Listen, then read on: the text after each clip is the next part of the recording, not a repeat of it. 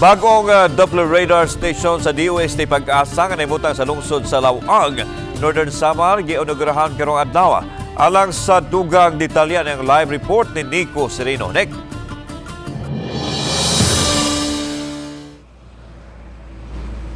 Yeslan, mas advanced nga teknolohiya ug sistema sa paghatag og mga weather forecast gikan dinhi sa lalawigan sa Northern Samar, formal nga gisubhan karong adlaw sa taga DOST Pag-asa.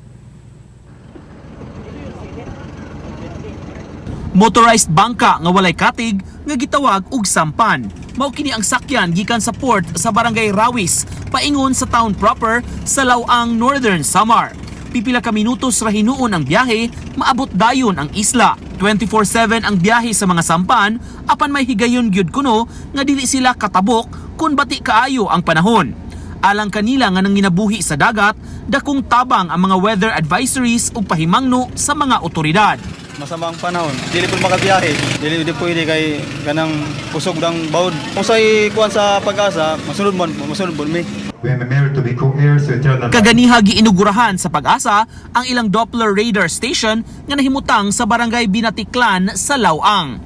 156 million pesos ang nagasto sa proyekto nga migamit og Japanese technology ug kabahin kini sa modernization program sa ahensya. Gipangunahan ni DOST Secretary Dr. Renato Solidum Jr. ang kalihukan ug mipasabot sa kamahinungdanon sa teknolohiya alang sa tukma ug advance warning kabahin sa kahimtang sa panahon. Ang radar station sa Lawang makahatag og dugang coverage sa eastern portion sa Pilipinas nga mo'y sagad unang makasinati sa epekto sa bagyo.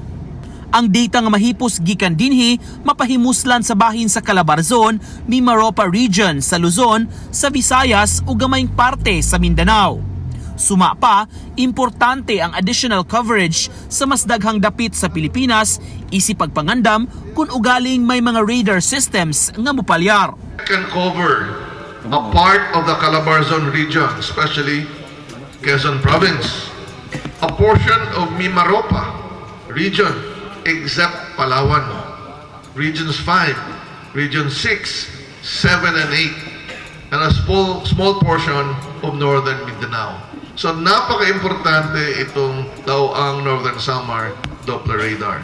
Pinaagi sa ekipo sa Lawang Radar Station, mas tukma na unya ang pag-issue sa thunderstorm ug heavy rainfall warnings ngadto sa mga LGUs. Sa totoo lang, ang pinaka-accurate na data na nakukuha sa isang weather instrument ay dito sa radar.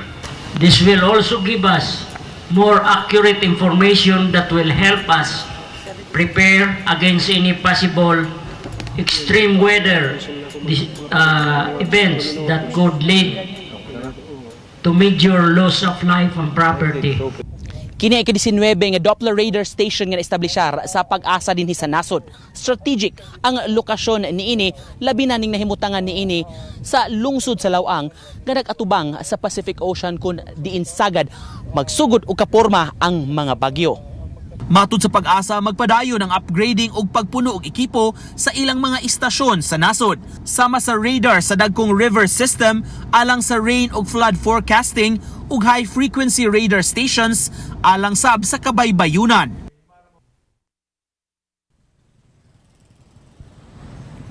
Ang gipasabot sa DOST LAN nga pinaagi sa weather forecasting maprotektaan gyud ang kinabuhi ug panginabuhian sa mga tao. Samtang bukas sab sila sa ideya sa pagpabisita sa ilang radar system sa mga tao labi na sa makabataan aron matudluan sab sila sa importansya sa science and technology sa katilingban. LAN.